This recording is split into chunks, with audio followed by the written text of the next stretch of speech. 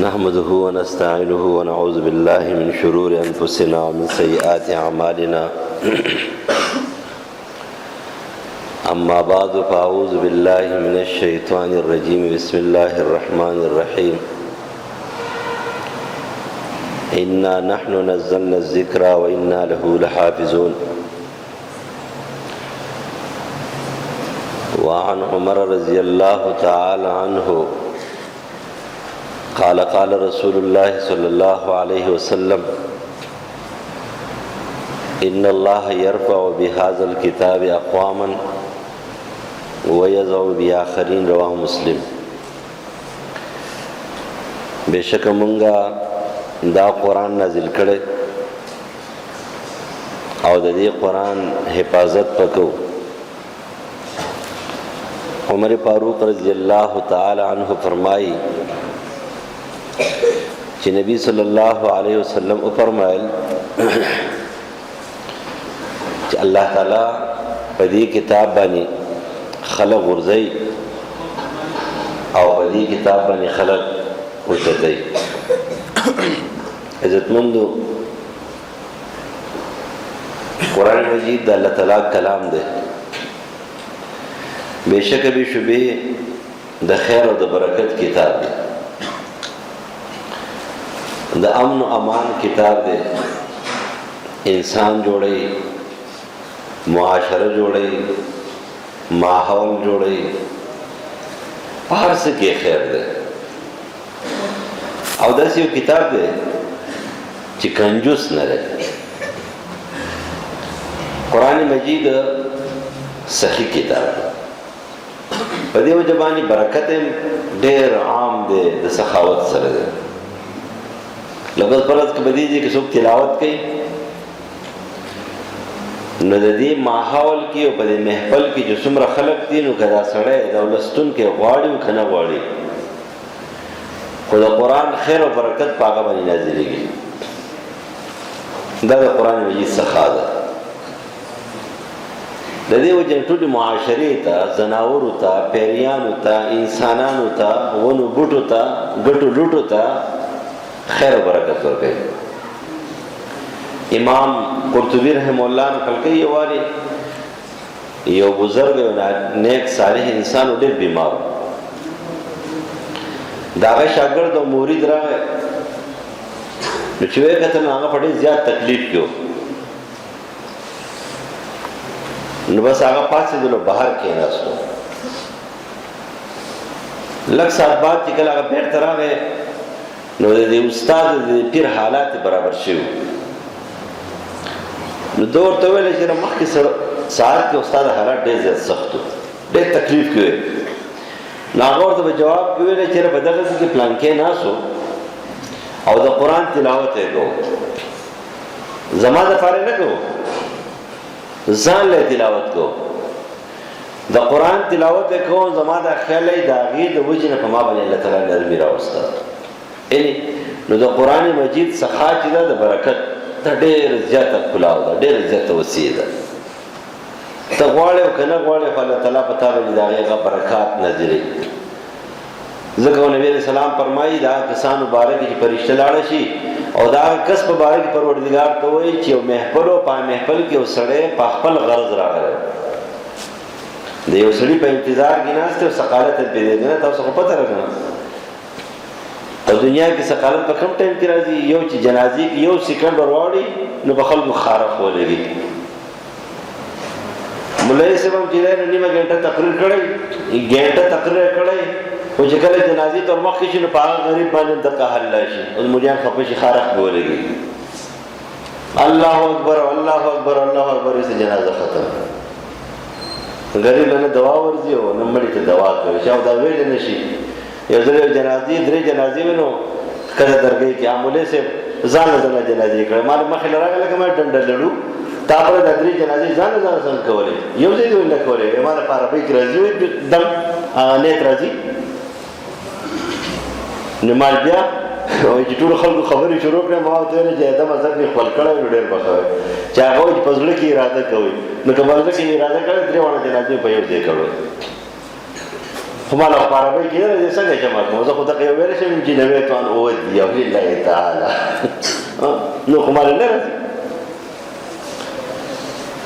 نو خبره هم دا ده دا بعضې ټیمونه دي که نه دا په ټولو جوماتونو کې هر جومات کې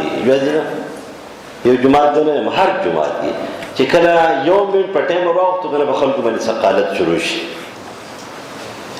بس پاسیو کینی با او مولوی صاحب راغی اما د مولوی صاحب عادت هم دا نه دی مولویانو چېرته داسې خطا نه شي. زما خپل مزاج دا دی ډېر سخت پابند یم ټایم بالکل چې کومه ټایم الا یو خو د الله د تقدیر خبره چې څه مسله دې چې راشي چې هغه بالکل نه کېږي اب یې نور به زه خپل ټایم ته ځان رسوم. زه چې جومات ته نه شم زه ټلیفون وکړم لمونځ کوئ ما ته انتظار مه کوئ ودرېږئ.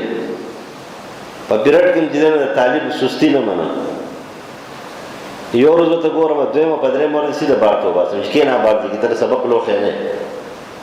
ما له یو طالب پکار دی سړی ټایم پابندي خو که فرض کړئ 15 منټه یو منټ دوه درې واوړي نو دې څه ډېر سټ مه ماتوئ نو ثقالت په سړي باندې څه شي دا راشي چې کله په دې محفل کې راشي چې هلکه دا به څه کېږي. نو یو سړی راغلی دی هغه ناست دی د یو سړي په انتظار کې ناست دی خپل غرض راغوستی چې کله به دا محفل ختمېږي او کله به دا سړی چې کوم دی دا مولوي صاحب به دا تقریر کله ختموي کله کله زموږ پېژندي مولوي صاحب تقریر شروع کړي هغه به د ختمولو چل نه ورځي تاسو ته پته شته تقریر شروع کول آسان کار دی خو چې تقریر بیا کله شروع شي که نه دا بې بریکه ګاډی دی بیا بیا بریک نه لګي نو بیا سړی روان وي نو چغې باسي در وویني نو مولوي صاحب کله کله بیا تقریر بس کولی هم نه شي یو خبره کوي بس بیا ختموي خو موږ له چل راځي الحمدلله په داسې ځای باندې تقریر ختمولی شم چې سیده سړي ملا ماتېږي دا چل راځي خو لیکن کله کله سټاپ نه شي کولی نو دی هم وایي چې هلکه دا به اوس کله تقریر ختموي نه پروردګاره داسې یو سړی په دغه محفل کې یو خو راغستی ده په شان دې ناست دی ده په شان دې ناست دی په توجه ناست دی دې غرض نه راغلی دی دې محفل نه راغلی دا برکتي محفل دی زه به کې کینم د برکت دپاره د خیر دپاره ثواب میلاو شي خیر میلاو شي لیکن دغه انسان چې راغلی دی نو دا د برکت دپاره نه دی خپل کار او غرض راغستی دی او په دې انتظار دی د محفل به کله ختمیږي نو فرشتې چې کله د دغې سړي رودات پیش کړي نو پروردګار ورته فرمایي چې دا محفل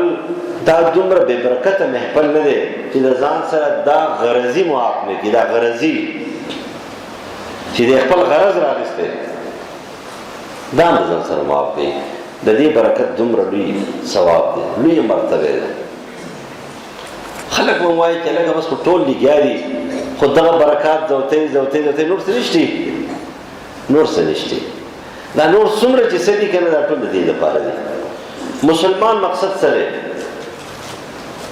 د مسلمان مقصد دا دی چې دی کامیاب شي په آخرت کې د دنیا کامیابی هم د آخرت د کامیابی دپاره غواړي. یو سړی چې رزق ګټي مال ګټي دولت ګټي د هغه مقصد دا دی چې زما د بچي په حلاله روزۍ باندې غټ شي په حرامو روزۍ غټ نه شي دا هم عبادت دی. دا حلاله روزي زه په جومات کې ولګوم دا هم عبادت دی. په دې باندې زه د یو مسلمان خدمت وکړم د هغه تعاون وکړم دا هم عبادت دی. خو لیکن آخري د هر سړي مقصد څه شی دی چې کله مسلمان وي کامیابي په آخرت کې. امام ابو حنیفه رحمه الله هغه ډېر تلاوت وکولو ډېر زیات تلاوت په امامانو کې دو امامانو تلاوت ډېر زیات مشهور دی. یو د امام بخاري چې به ډېر زیات تلاوت کو او یو د امام ابو حنیفه رحمه الله چې ډېر زیات تلاوت پې کولو. او په دې زمانه کې زما خیال دی چې ډېر مظلومان دي خدا دوه ډېر مظلومان دي ټول چې کومه د امام ابو حنیفه رحمه الله مسلکیان ځای ته ټول په امام بخاري پسې خبرې کوي او چې کومه ځان ته غیر مقلدین حضرات وي هغه ټول چې کومه دی په امام صاحب پسې خبرې کوي او دواړه هغه پالتو لوښي دي چې هغه تاسو په امامانو پسې خبرې کوي په دومره سلب ته څه شی دی پنځلسمې صدۍ پیداوار یې مړه نه د علم ټیک دی نه د عمل ټیک دی نه د زبان ټیک دی ته داسې انسانانو پسې خبرې کوي. زه همیشه دپاره په دې دواړو ډېر زیات خفه کېږم ټول سلف مې خوښ دي سلف باره کې زه ډېر محتاط یم خو لیکن خبره دا چې څوک په دې پسې خبرې کوي نو په یو غټ مجلس کې زما موضوع وه په شیرګل کې ټاپک یې راته راکړو په هغه تقریر کې چې کوم دی یو تقریر وکړو هغه کې امام صاحب یاد کړ بل امام بخاري یاد کړو ما چې سټیج ته رانه ما ورته چې زه په خپله موضوع تقریر نه کوم زه په دې مولوي صاحب په دې مولوي صاحب ته مال کښېنئ دواړه ځان ته څه وایي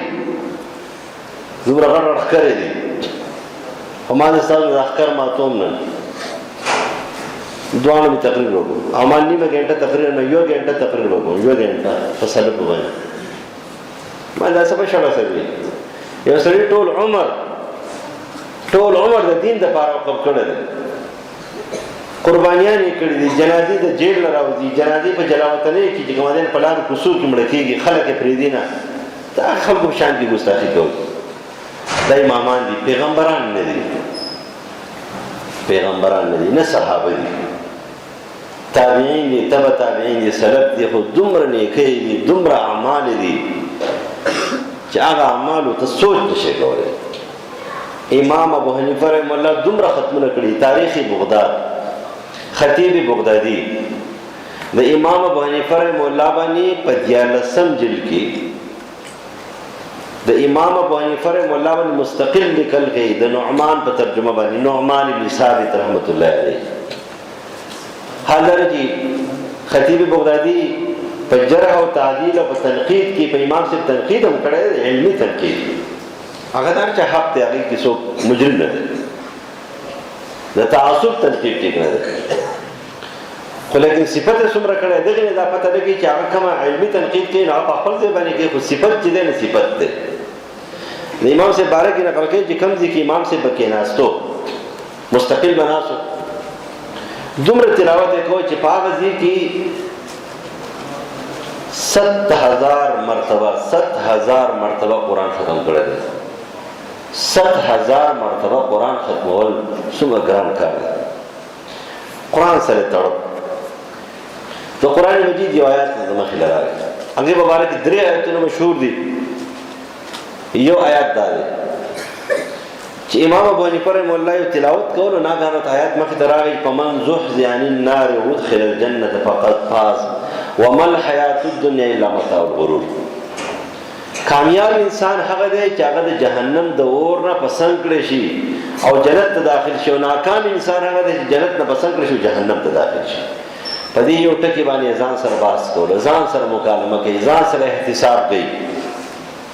او وايي څنګه بچ کېږي سوال به څنګه بچ کېږي شپه تېره شوه سبا صادق وختلو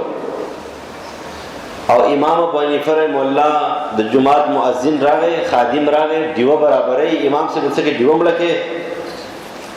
هغه ورته چې نه ډیوه مړکوم نه ډیوه برابروم باتې پکې ختمه شوې امام صاحب ته پته وه شپه تېره شوې دا شپه په څه کې تېره شوه دا په دې یو ټکي کې تېره شوه سبا له به څنګه بچ کېږم ادریس کاندهلوي رحمه الله خپل تفسیر کې نقل کوي معارف القرآن کې یو معارف القرآن د مفتی شفیع رحمه الله ده یو معارف القرآن د ادریس کاندهلوي رحمه الله ده ادریس کاندهلوي رحمه الله معارف القرآن کې یو بزرګ واقع نقل کوي چا ورته وایي ته ډېر سخي یې بزرګان ډېر سخیان دي بزرګان ډېر سخیان دي موږ خو چنده کوو که نه خپل جب له غوټې ورکوو د بل نه غواړو هلکه خپل جب هم داسې لږ کلا وساته مولوي صاحب تم چنده ورکوه شیخ صاحب تم چنده ورکوه عوام هم چنده ورکوي داسې مه وایي چې تاسو وراچوئ زه به دغه شانتې ناست یم نه هغه نیکان صالحان چې هغوی سخا ډېره کوله ډېر سخاوت پرې کول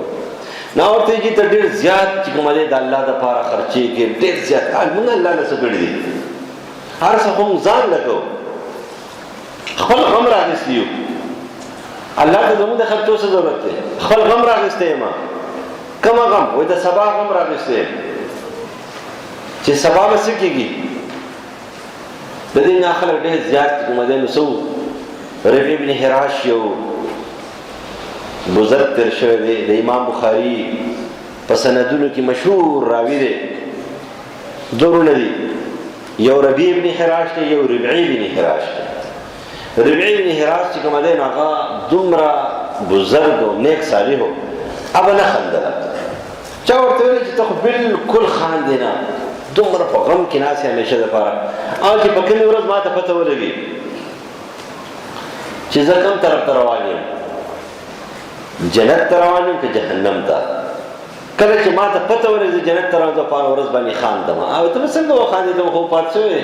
بس وایي زه به خاندم. قصه چا نقل کړې؟ قصه د قصو کتاب نه نقل کړې چې ته غلطه ده. قصه نقل کړې دا محق الرجال علامه ذهبي نقل کړې ده په اسماء الرجال کې 100% ټیک ده. دا هغه ورور راوي چې دی هغه مضبوط راوي دی، ثقه د بخاري، ربيع نومه دی. ربيع چې د هرات چې کله زما دا ورور وفات شو، مونږ په صادر واچو، بیا موږ غسل ته دننه کو، چاپېره ولاړو غسل ورکو، ناګهانه د خپل لاس داسې ووهو، مخه ښکاره وکړو، او د روح تعلق جوړېږي د سترګو سره، جبې سره، ټول وجود کې روح نه، د سترګو سره جبې سره تعلق جوړ شو. یو ځل یې وخندل، مونږ حیران شو، ته دا څه کوي؟ وایي تاسو خبره ما ته دومره ګرانه کړې وه، دومره ګرانه کړې. الله تعالی ډېر رحیم ذات دی. الله تعالی زه معاف کړم، جنت یې راله راکړو، او جوړې د ریخمو راکړه، د شنو ریخمو جوړې راته راکړه. بس ایسته بس خبره ختم. دا دوه ټکي وویله او د خندا نه شین شو، ایسته بس خبره ختم شو. ویې خندل، دا خلکو غم ورسره، د سبا غم ورسره، ټوله زندګي په دې کې تېره کړې ده. خندا ناروا کار نه دی، خو چې غافله دي نه دي. هغه خلکو د سبا د غم دپاره دا کارونه کول. د دې نه قرآن مجید د سبا د غم دپاره دی. کم خلک صاحب القرآن دي، د سبا غم ورته اسانوي. صاحب القرآن خلق د سبا غم ورته اسانوي، او د هغې نمونې الله ورته ښودلې دي، نمونې یې ښودلې دي. که د قرآن مطابق قانون مطابق قانون دی نافذ کو، د سبا غم به دې اساني، هغې قانون، هغې حاکم ته، هغې عادل ته. علامه ندوي نقل کوي عمر ابن عبدالعزیز د قرآن سره د قانون مطابق مینه کړې وه، قانون یې نافذ کړی. چې کله قانون نافذ کو، هغه قانون والا چې کله وفات کېدو، الله تعالی خلقو ته قدر وښودلو. یو سړی دی، یو مشر دی، د قانون مطابق جرګه کوي، د قانون مطابق فیصله کوي، د قرآن مطابق چې فیصله کوي، د هغې قدر الله کوي، د هغه د اعمالو قدر کوي، اعلی مرتبه ورکوي. عمر ابن عبدالعزیز ډېر صالح انسان تېر شوی دی، ډېر صالح خلیفه خامس. داسې ژوندګي تېره کړې ده چې حیران به شي ورته. نن خو موږ د خېټو نه خلاصېږو، مړ خېټه د خېټه ده چې پروګرام یې اول د پروګرام تپوس کوي، دی په بوخ شوی دی که نه. وروسته به چې کومه دی بیا تقریر کوو. نو مونږ خیر دی، خو هلکه دا ناتخوانان چې کومه دی تاسو ډېر خوراک مه کوئ، یو رکنات ته شوی دی، بیا سړی کاته خرابېږي. څوک چې غاړه راکوي که موږ غاړې نه راکوو که نه، سیده ساده تقریر کوو، نو دې کې دومره زور نه وي. لکه چې کومه غاړې راکاږي که نه، هغه ټوخي کوي یا غاړې راکاږي، نو هغوی ته بیا ډېره مسله وي. نو خوراک چې ډېر کم کوي، وروسته بیا ډېر خوراک. عمر ابن عبدالعزیز خوراک نه کولو. علامه ندوي نقل کوي، او بل مې کتل نو علامه بدرالدین عیني په خپل عمدة القاري کې دا خبره نقل کړې وه چې یو ځل مڼو ته شوق پیدا شو. خپل وزیر ته وایي چې مڼه څنګه واخلو ځان له، مونږ ډېر ناشکره یو، هسې نه چېرته استدراج وي، ورې خفه نه شئ. قسم دی استدراج پېژنئ که نه، الله په مزه مزه چېرته نیسي نه، قهر راباندې نازل نه کړي. جامې زیات دي، پیزار زیات، لباس زیات، چې زما زیات دي ستاسو خو هم زیات دي که نه. تاسو خو ټول مالدار یې، زه غریب یم. چې زما جامې دي دومره، پیزار دی، ستاسو هم لباس زیات، جامې زیات دي، پیزار زیات، واسکټې زیات دي، خوراک زیات، پیسې زیات دي، غذاګانې زیات دي، ناشکري 100%. استدراج چېرته دی؟ د هغوی زندګي ته وګوره. مڼې د شوق پیدا شو. خپل وزیر ته وایي چې دا مڼه به څنګه سړی واخلي؟ خلیفه وقت زموږ خلیفهګانو ته ګورئ، زموږ خلیفهګان چې کله فرانس ته ځي، زموږ یو تېر شوی یو سټور وزیر اعظم و، د قمقلانو غوندې سټه، دومره اوږد سټه لکه دا پیلر، 9 लाख روپۍ په یو سوټ باندې تش لګولې، یو پینټ، یو شرټ، یو جوړه بوټان. 9 लाख روپۍ د حکومت لګولې دي هلته تلو او خلک وایي احتساب لاندې احتساب باندې او احتساب کیږي. احتساب د غیر سره کیږي او نه کیږي. احتساب کوونکي په خپله بله دي بس احتساب وکړي. هماغه سراج صاحب هغه کومه دا زموږ څه شی ورته وایي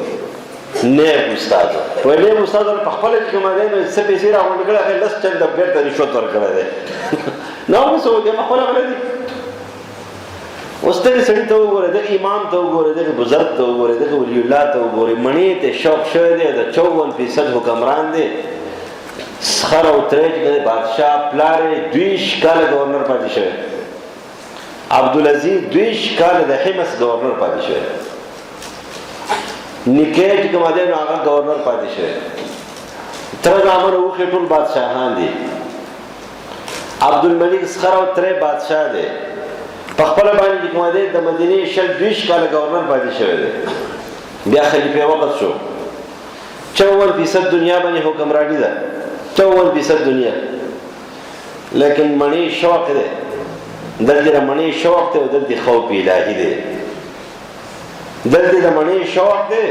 او دلته جهنم دی، دلته حساب و کتاب دی، دلته احتساب دی، نفس مطمئن دی. ناغا خپل وزیر ته وایي چې جناب دې مڼې ته مې شوق دی څنګه بیا اخلو؟ ناغه ورته وایي چې زما سره پیسې نشته ستاسو سره هم نشته، وزیر هم داسې و او بیت المال باندې پابندي ده، نو که دې خوښه یې چا نه پیسې قرض کړو، ناغه ورته چې قرضه خو ګناه ده، قرضه خو نه کوو. سوچ یې کوه راځه هلکه ما له وایي چل راغی، څنګه چل؟ وایي زه چې ځو، وایي بار هغه ګرجه نه ده، دا ګرجې سره عیسایان هغه بچي مڼې خرڅوي. وایي لاړ شو، وایي دې به لاړ شو، نو څه به وکړو؟ ته راځه ته چل ښیم ده، هلته چې ورغی نو یو ماشوم دی 13-14 سال عمره دی، هغه ته وایي چې بچیه دا مڼې ستا دي؟ ویل چې او وایي زه دې به مڼه بوی کړمه. الاو بابا بوی کړه، پوهېږې چې بابا څوک دی؟ بابا خلیفه دی، خلیفة المسلمین دی. بابا چې کله مڼه اوچته کړه پوزې له ویوړه بوی یې کړه، بیا ته وکړه بچیه دا واخله. وزیر ورته وایي چې څه چل وشو؟ هغه ورته ویل چې کار وشو. وایي چې ولې؟ وایي دا دنیا ده، بویول پکار دي. بس بوی مې کړه د مڼې، بوی لاړو دننه، شوق ختم شو. کله چې هغه روان شو هغه ماشومان یو بل ته ویل چې دا بابا خو خلیفه نه دی؟ هغه ورته چې دا خو خلیفه دی. څوک دی خلیفة المسلمین؟ دواړو ورمنډې کړې، د خپلو لاسونه چاپېره کړه او ورته ویل چې دا مڼې مې ستا سره کور ته وړو. هغه ورته چې نه بچیه شوق مات شو، بس وړاندې زما مڼو ته ضرورت نشته چې زه مڼې وخورم. یعنې دا هغه خلکو خوف ورسره و، دا قرآن جوړ کړي خلکو. کله چې وفات کېدو نو خپل قاضي وخت ته وایي چې ته زه زما مېلمانه راغله، فرشتې راغلې او د تاوېدو سره دا آیات کریمه شروع کړو چې تلک الدار الآخرة نجعلها للذین لا یریدون علوا فی الارض ولا فسادا والعاقبة للمتقین. دا کور د آخرت د فسادیانو نه دی، د ورانکارو نه دی، چې عقیدې ورانې د هغه حق هم نه دی، او چې عمل ورانې د هغه حق هم نه دی، او چې دنیا ورانې د هغه هم نه دی، چې معاشره ورانې د هغه حق هم نه دی، او چې کورونه ورانې د هغه حق هم نه دی، او چې زړونه بربادې د هغه حق هم نه دی. دا د هغه دپاره قرآن مجید چې کوم دی یو عزت ورکړو، یو ایوارډ یې ورکړو، یو قدر یې ورکړو، یو امتیاز یې ورکړو. قانون نفس کړو، قانون له غاړې ورکړې وه، قرآن له غاړې ورکړې وه، چې قرآن له غاړې ورکړي، د هغې درس و تدریس کوي، د هغې بیان کوي، د هغې ترجمه کوي، د هغې وضاحت کوي، هغې خلکو ته الله قدر ورکوي. حافظ ابن کثیر په خپل تفسیر کې نقل کوي، سورة انفطار کی 517 صفحه جلد نمبر 4 باندې محمد زید عبدالرحیم نقل کوي د سعید بن جبیر رحمت الله علیه. سعید بن جبیر رحم الله فرمایي چې عبد الله بن عباس رضی الله عنه چې کله وفات شو په طائف کې جنازه وشو، غسل وشو، جنازه وشو، قبر لراوړو او د قبر سره چې موږ کېښودلو یا هم دې قبر ته کوز کړی دی یا دې برځې باندې پروت دی په دې شپیر او په دې غاړه د قبر باندې. یو سپین ناشنا ښایسته مارغه راغی چې دا مارغه داسې چاودلی دی مخکې نه په نظر چېرته راغلی دی او دا مارغه دې کفن ته ورننوتو او د دې کفن نه د دې لاش نه اواز شروع شو تلاوت چې یا ایتها النفس المطمئنه ارجعي الى ربك راضیه مرضیه فادخلي في عبادي وادخلي جنتي ونفس مطمئنه الله ستانه راضي دی جنت ته ځه. علامه ابن قیم رحم الله فرمایي چې د دې آیات د عبدالله ابن عباس سره څه مناسبت او د قرآن خدمت یې کړو سوچ تعلق بالله تعلق بالقرآن جوړ کې دا تعلق بالله دی او سوچ تعلق بالله جوړ کې نه دی جنتی دی نو قرآن والا اهل قرآن ټول جنتیان دي اهل الله وخاصته. نبی علیہ السلام فرمایي چې پروردگار وایي چې دا قرآن والا زما خاص خلق دی زما خاص خلق دی اهل القرآن وخاصته دا اهل الله دی. عبدالله بن عباس رضی اللہ عنہ سو خاصة القرآن و خاصة الله قرآن والا قدر ورکو دا قرآن سره مینه وا قرآن سره محبت دا قرآن دا پرچار سره محبت الله په قرآن کې ډېر لوی مهارت ورکړو. د دې قرآن مجید تفاسیر چې کله تاسو ګورئ داسې آیات باندې چې پاک د عبدالله ابن عباس اول دی د اکرمه بربری امام مجاهد سعید بن جبیر رحمت الله علیه د ابن زید بن اسلم زید بن ربیع رحمت الله علیه د دې پکې قول دی دا قرآن کې ډېر ماهرین خلک وو په هر آیات کې د دې وضاحت دی په هر آیات کې قول دی قرآن خدمت یې کړی هر ټیم هر وخت. د دې وجه عبدالله زید عباس رضی الله عنه فرمایي چې زما په زړه کې رانه چېرې زما خیال دی چې د عبدالله ابن عباس رضی الله عنه د خپل ځان نه ترجمه کوي اصل کې دا چې کله عمر کې کوي نو مشران اکثر داسې وایي چې کېدای شي د ځان نه خبرې کوي زه د خپله قصه وایم زه چې کله فارغ شوم نو زما خیال دی چې 2 ورځې یا 3 ورځې پس په کلي کې یو جنازه وه الله دې سابق صاحب وبخي غریب الرحمت دی کې هغه تقریر ته پاڅېدو یو 15 منټه خبرې وکړې زه یې چې ولله مخامخ مې ویلې چې لکه زه به خپل تقریر بس کړم او پلانکې به چې کوم تقریر وکړي زه راپاڅېدم تقریر ته خو د خپل شیخ صاحب مخې ته تقریرونه کړي وو د دې وجې نه د بل چا روب راباندې نه راکړو د شیخ محمد عنایت الرحمن مخې ته تقریر کول هېڅ اسان کار نه شیخ محمد عنایت الرحمن مخې ته دا شیخان به جراله کله قسم دی کړ ټکې کولی شو ټک د هغه مخې ته چرته یې نه دی پړ کړی چا غټ نه غټ خزان بحث به شروع کړو سیده وپړه شو دومره تیز و پوتې حافظه یو منطقي سړی و بس هر درجې زبان یې تیز و حاضر جواب نو تقریر وکړو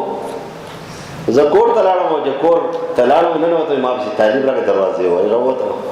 وایي بابا وایي چې تا کومه تقریر وکړو دا کومه حوالې دې ورکړې دا ماته ولیکه اسماعیل خان سیده اوس درته مې ولیکې دا حواله ده دا اوس هم راته یاده ده دا مې پکې ورته ولیکله اوس هم حقه صفحه راته یاده ده ما د شیخ نه یاده کړې ده 517 صفحه جلد نمبر 4 ابن کثیر نورې قصې پکې نو واقعیتا مې زه ورته ولیکله جمعه ماسخوتن طالب بیا راغی بابا وایي جومات ته راشه ما ته دا تقریر تا کله کتلی مالجي ته بس طالبې په زمانه کې یاد زه خو فارغ شوم 2 ورځې مې شوي دي نه ته وایي اوس نه کتلی چېرته نږدې یم الله د ما د شیخ صاحب دا ټولې حوالې یادې کړي او د شیخ صاحب حوالې خو 100% به ټیک وي نو دا ما ته دا حوالې چې یادې دي نو دا ما د شیخ صاحب یادې کړي دي نه دا خو ما وکتلې ټولې ټیک په ټیک دی ما جوړې زه غلط حواله ورکړم سمه استاد حواله ورکړه د هغې نه بعد به ویله وه چې دې کله حواله ورکړې دا بلکل ټیکي دا شک پیدا کېږي دغه شان د عبدالله ابن عمر په عبدالله ابن عباس شک پیدا شو نو یو کس راغی هغه ورته ویله چې قرآن کې یو آیات کریمه دی زه په دې نه پوهېږم سینه به چېرته نه ټپې چې زه په قرآن پوهېږم 50 کاله 80 کاله 100 کاله ووایي هم وایي نه پوهېږم هله به پوه شي قرآن ډېر ګران کتاب دی آسان په دې اعتبار سره دی چې مضمون او ترجمه کې د آسان دی خو د اجتهاد په اعتبار سره ډېر ګران دی دا آیتونه به راشي او مسله به راشي ته دا څنګه چلي دا خو زما نه بلکل یېره وه نو هغه وایي چې کوم آیت دی او په قرآن کې الله تعالی د ځمکې د اسمان په باره کې دا خبره کوي چې دا بند و بند خو دې ته وایي داسې د لاسونه بند دا دواړه بندو کانتا رتقا ففتقناهما دا بندو ما کلا وکړه نو هغه کس چې کوم راغلی امي سړی نه و غټ شیخ و غټ تابعي و زه په دې نه پوهېږم ډېر سوچ مې پرې وکړو چې یاره څنګه قرآن ذکر وکړو چې ځمکې اسمانونه بند و څنګه یې کلا وکړه دا ځمکې اسمانونه د یو بل سره لګېدلي بند و جوخت یو موټی و څنګه چلو عبدالله ابن عمر رضی الله عنه چې دا واورېدل حیران دریان شو چې دا خو موږ تلاوت هم کوو او دا آیاتي کلمه خو موږ د دې تلاوت کوو چې کانتا رتقا ففتقناهما په دې خو زه هم نه پوهېږم دا څنګه بند او څنګه کولاو شو بس په ټینشن کې وغورځېدم وایي ما ورته چې ځه داسې وکړه چې هغه دیوال دی دا کومه کس ناست دی او دا سپین څادر یې په ځان راچولی دی سر یې پټ کړی دی هغه له ورشه عبدالله بن عباس رضی الله عنه دو مقصده مې و یو په آیات پوه شم یو بل د جرأت معلوم کوم چې دې د ځان نه خبرې په قرآن کې کوي که نه په قرآن باندې پوهېږي نو چې کله هغه ورغی نو ورته سلام یې وکړو بیا ورته ویل چې قرآن کې د آیات دی په دې زه نه پوهېږم دې څه مطلب دی چې ځمکې اسمانونه بند وو الله کلا وکړه نو داسې د جواب وکړو چې السماء بالمطر والارض بالنبات اسمان برنه بنو کلاوې په څنګه وریځې ګرځېدې باران یې نه کوو برنه باران شروع شو لاندې چې کومه دی دا ټوله ځمکه کې د دنیا دا څومره تخمونه د قیامته پورې پیدا کېږي څومره میوې څومره فصلونه څه چې دا ټول په دې ځمکو کې موجود وو هغه راوټوکېدو نه د برنه باران شروع شو د لاندې نه چې کومه دی شینکې راوټوکېدو مڼې او کیلې او چې څه شی دا ټول پیدا شو بس حیران دریان شو بیا د قرآن ایتونو ورته پیش کړ نور دی چې راغی ورته عبدالله بن عمر ته السماء بالمطر والارض بالنبات او یې چېر واقعي دله الله تعالی چې کوم دی په قرآن کې مهارت ورکړی دی په قرآن چې څنګه پوهېږي لقب یې ورله ورکړو ترجمان القرآن د قرآن ترجمان عبدالله ابن عباس رضی الله قرآن باندې پوهېدو د قرآن اوله قدر هم ورکړو د دې ابن قیم وفرمایل چې دا آیات شروع شو دا د دې دپاره چې کور د آخرت دا خلکو دی چې اهل قرآن یا به مولای یا به شاګرد دی اکثر موږ ترجمې ته کېږو دا ترجمې والے ته وایي چې الله تعالی خوشحاله کړه سامعین مه جوړېږئ طالبان شي سپاره راواخلئ مخې ته کېږئ نو ولې کن عالما او متعلما نو ځان څلورمه پنځم نمبر کې ولې اچې نو پر دویم نمبر کې ځان ولې نه اچې پر دویم نمبر کې پوهېدل نه پوهېدل خو ځانه خبره ده باباجي پوهېږي نه پوهېږي دا خو ځانه خبره ده لیکن طالب د ځانه جوړ کړه سبق ته چې کېنی زه طالب یم نو دویم درجه دې شوه نو دې د دویمې درجې نه ځان سامعین ته کې یا په خوبونو والا کې شي نو په خوبونو والا کې ځان ما که ځانه طالب جوړ کړه شاګرد شه متعلم شه درجه به دې اوچته شي فرشتې به ته وزرې خورئ که نه دا اکثره طالبانو ته وایي تاسو ډېر ناشکره خلک یې ما ګوره غټ نه غټ بادشاه چې راځي که نه خلکو ته په ایرپورټ کې کارپېټ خور کړي قالین ورته خور کړي یا ورته کارپېټ خور کړي یا ورته قالین خور کړي خلک وایي چې هلکه دومره قدر یې ورله وکړو قالین یې ورته خور کړو کارپېټ یې ورته خور کړو خو ما ناشکرو تاسو ته فرشتې خپلې وزرې خورئ وزرې د فرشتو وزرې څومره بهترې دي او ټوقې نه دي دا بلکل رښتیا دي ملا علي قاري نقل کوي او دا حواله د ابن قیم ده چې یووالې چې کومه طالبان نه ول خټې شوې یو معتزلي یو خارجي وخندل وایي طالبانو وایي دا وزرې په مزه مزه باندې اوچته وایي ته د فرشتو دا وزرې چې ته سخانه کوي وایي خندله چې دا حدیث زه نه منم ملا علي قاري نقل کوي یو دم یې خپې وچې شوې په هغه ځای باندې خپې وچې شوې معلومه ده یقیني خبره ده پیغمبر ویلي دي نو چې کله ته دلته کېناستې نو دې مطلب خو دا نه چې خامخا ته مدرسې ته راشه طالب شه ماسخوتن یې درس کېږي ماسپښین یې درس کېږي بل ټایم کې درس کېږي د قرآن درس کېږي ته هغې ته کېناستې د حدیثو درس کېږي ته هغې ته کېناستې او تا ځان فرض کو طالب و تا ته فرشتې وزرې خورئ خیر دی که ته غټ باباجي د نسو چې کوم دی نیکه خو ته سې ته طالب یې دا ستا قدر دی دا د علم قدر دی د قرآن قدر دی عظیم قدر دی لہذا چاہیے کہ قرآن قدر کرے اللہ والا قدر ورکڑے دنیا کی ہم آخرت کے ہو تذکرۃ التابعین نقل کی سلیمان زید عبد الملک په مروانیانو کی او د عبد الملک په بچو کی د ټول شاه ټاټ والا او باټ والا او داسې ډېر په عیش او عشرت سره زندګي تېرېدونکی سړی چې سلیمان چېرته داسې اوچت ځګۍ ګوره په هغې محل جوړوه چېرته داسې چینې ګوره د هغې نه اوبه راوله حوض جوړوه باغونه جوړوه ګلونه نالوه داسې ډېر دا شیزونه ډېر زیات خوښ حج له تللی دی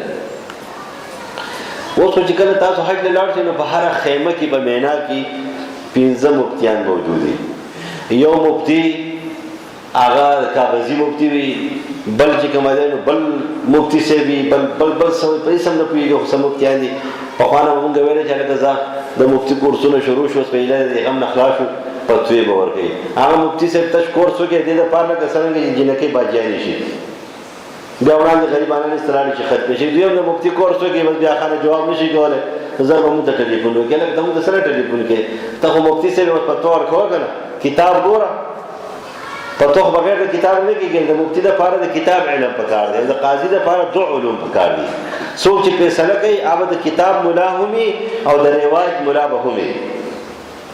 قاضي چې کوم دی دا به د رواج ملا عرف به پېژني رواج به پېژني ماحول به پېژني معاشره به پېژني او کتاب به یې هم پوهېږي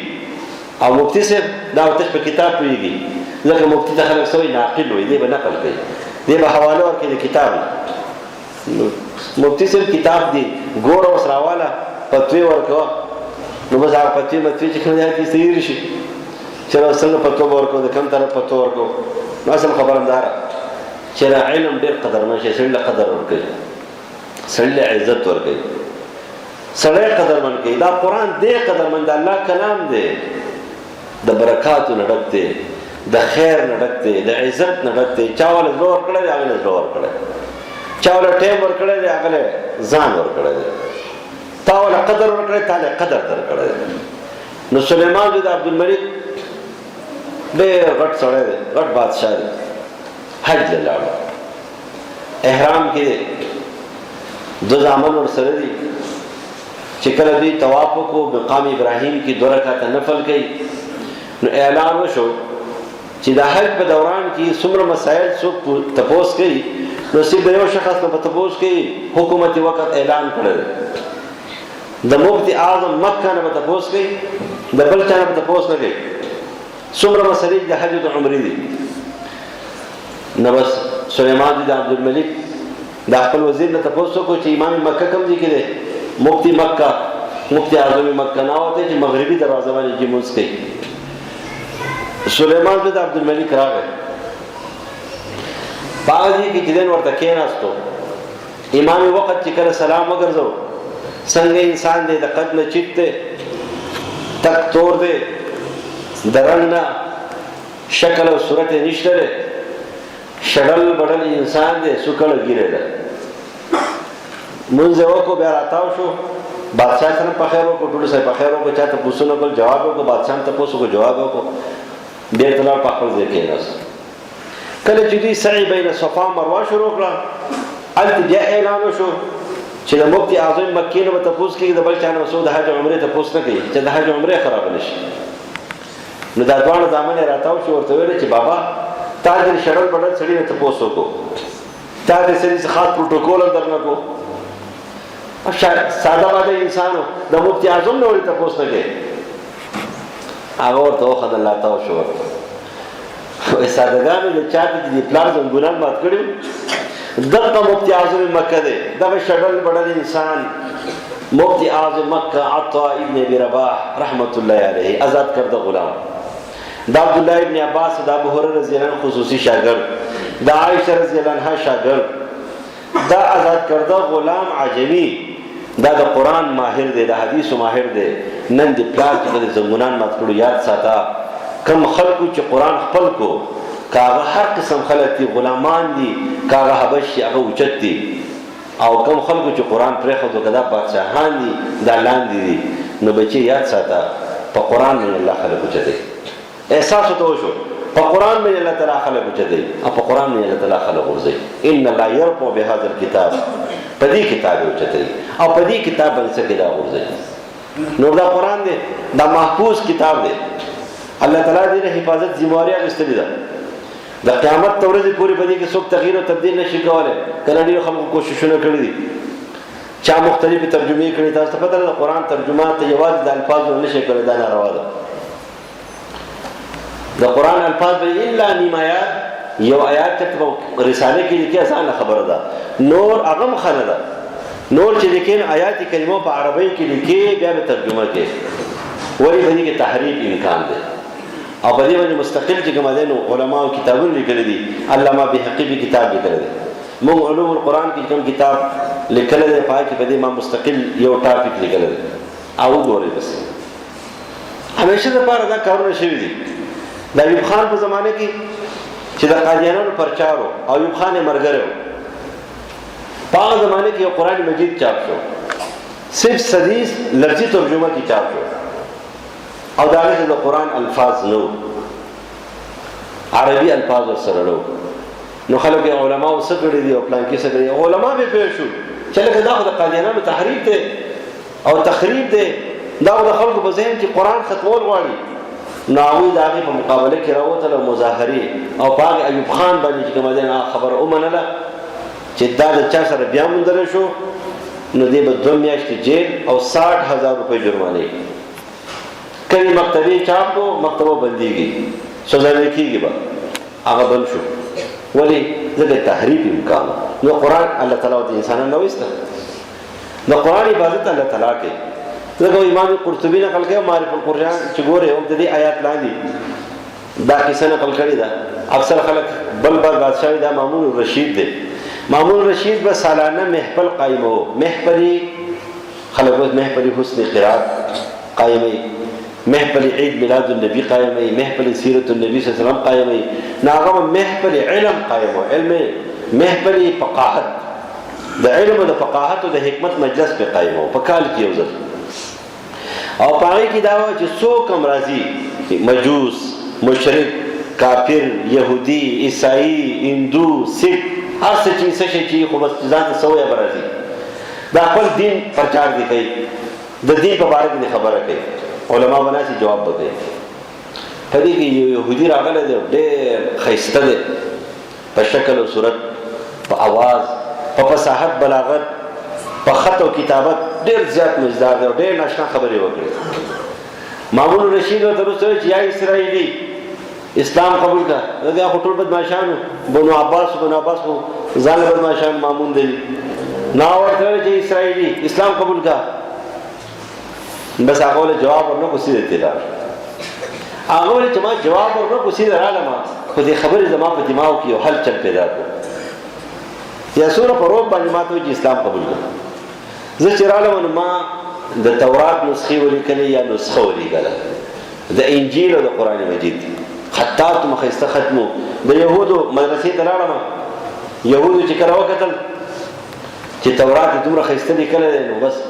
زر یې زمانه واخیستو په ښه قیمت باندې. خو دا یې ونه کتله چې په دې کې تورات شته او که نشته، ما پکې څه لیکل دي. ما وایي چې زه تورات دا محرف دی، دا دین ختم شوی. بیا مې انجیل ویوړو عیسایانو ته، او یې م رانه واخیستو، خو چا پکې دا ونه ویل ما چې دا عیسایت هم ختم دی، انجیل هم ختم دی، ټول محرف دی. قرآن مجید مې راوړو،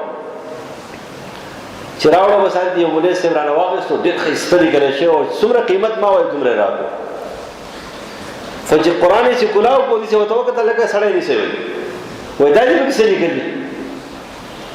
نو هغه ورته وایي چې ته جلبازي مه کوه. وایي چې ولې؟ چې ما امتحان اخیستو چې کومه مذهب، کومه دین، کومه کتاب دا محفوظ دی. د چا چې کتاب محفوظ دی دا دین محفوظ دی، د چا چې دین محفوظ دی دا جنت محفوظ دی. ستاسو کتاب محفوظ دی، ستاسو دین محفوظ دی، هم قرآن محفوظ دی، هم دین محفوظ دی. او چې دغه محفوظ کتاب دی په سینه کې کېښودو، په دماغ کې دې کېښودلو، دې له دې ټایم ورکړو، دې له دې وخت ورکړو، دې له دې زړه ورکړو، دې له دې ځان ورکړو،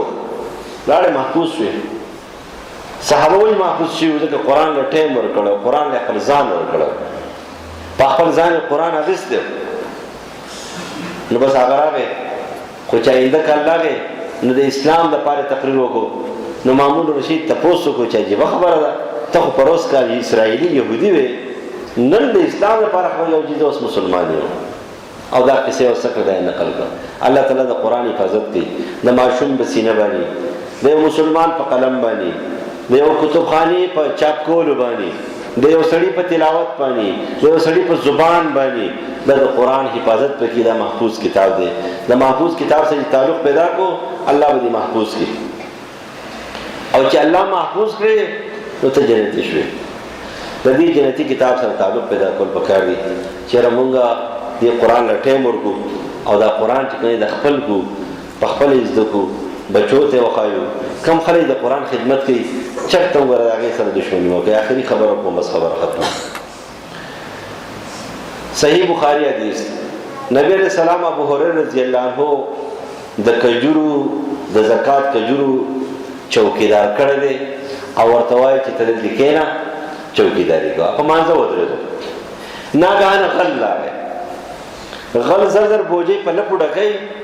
ابو هريره رضی الله عنه چې د هغه ورغی ګرفتار یې کو. ورته وایي چې پیغمبر ته دې ښیمه غله. هغه ورته وایي چې بچي مې ډېر نهر دي، وږي دي، پریشان دي، او په جړا شو ورته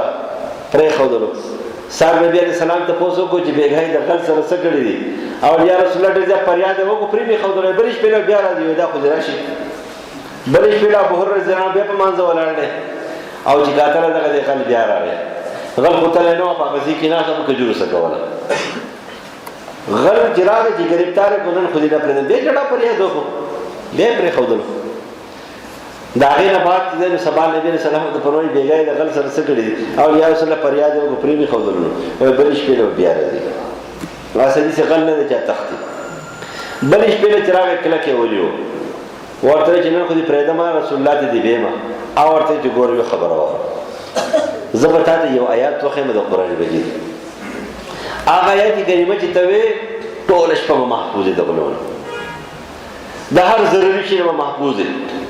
بس هغه آیات ته تخیمه ما پرېږده. هغه ورته وایي چې ښه دا کوم آیات ته ووایه؟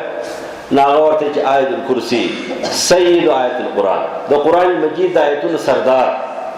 ابی بن کعب رضی الله عنه نبی علیہ السلام فرمایل چې په قرآن مجید کې کم آیات کریمه ډېر زیات اوچت دی. نو هغه ورته ویل چې الله او رسول خبر دی. بیا یې ورته ویل په دې سینې کې له داسې ګزار وکړو. نو هغه ورته آیت الکرسي الله لا اله الا هو. نبی علیہ السلام ورته ویل لیهنا العلم، علم دې مبارک شه، علم دې څه شه مبارک شه. سارے نبی علیہ السلام ته ویل آیت تاسو کو چې بېګای د غل سره څه کړو؟ او الله رسول یو آیات راته وښودلو، پرې مې ښودلو. تا ته پته لري دا درې شپې ستا سره چا خبرې کولې؟ وایي چې نه، وایي دا خو شیطان کذوب صدقه. دا تا یې کومه خبره کړې ده بلکل ټیک کړې ده، خو په خپله ډېر غټ دروغجن دی، ډېر غټ دروغجن دی. اوس پوه شوې خبره ولې ده؟ شیطان په یو آیات باندې ابو هريره رضی الله عنه چې یو آیات یې زده کو، د هغې تش فضیلت و. غونډ آیات یې نه دی زده کړی الفاظو،